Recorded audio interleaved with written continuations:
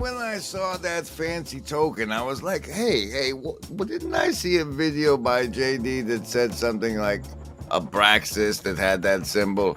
And so I hit them up in the Broken Clock Tower Discord and said, hey, didn't I see something you said about this symbol? And he was like, why don't we do a Fringe encounter? So I was like, sure, let's do that then.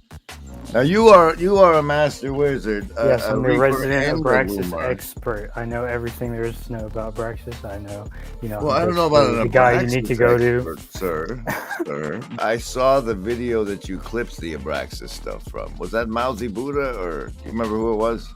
That was Galahad Eridanis. Thus begins my shilling of Galahad.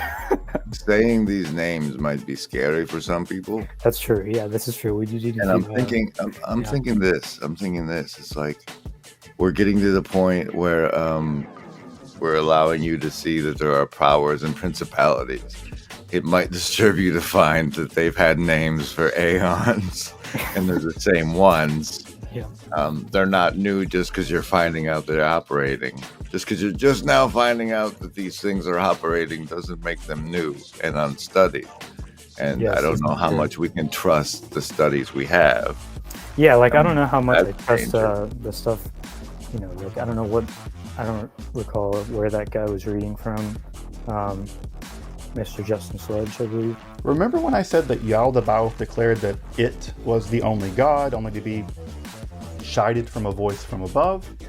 That chiding was actually done by the angelic power of life, Zoe, the daughter of Faith Wisdom, or Pistis Sophia, who has her own very complicated book.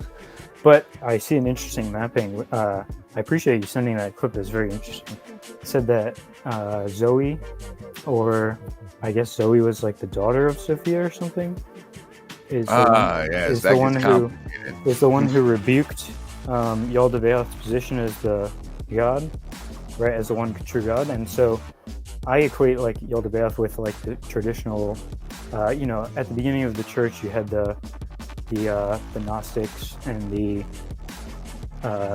church that we now know, and like kind of those, and I think that was like a kind of a Yaldabaoth type god image that was created. I see an interesting mapping to Griffin's work because it's like he communicates with Zell. Ooh, highlighting. Weird symbolism. Oh, see, this is interesting to me. Well, what is that? Look at that. You never really look at what's on their head. Yeah, no, this is like his work on Substack. Like, there's other stuff like, there's all the cows. Highly recommend going through his Substack. I think. Look at that. That's a fancy one. She casts spells with a roguish strut. Her eyes can kill. She slinks like a lynx and winks like a minx. Not nearly as innocent or demure as a good Christian would be inclined to expect. All this, I now think, does not suggest that she isn't Sophia, but that she is. Your dramatic readings are always wonderful. I love it.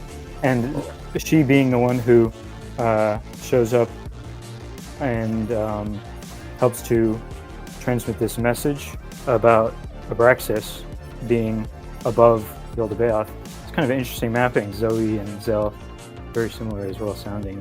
Yaldabaoth declared that it was the only god, only to be chided by the angelic power of life, Zoe, the daughter of Pistis Sophia.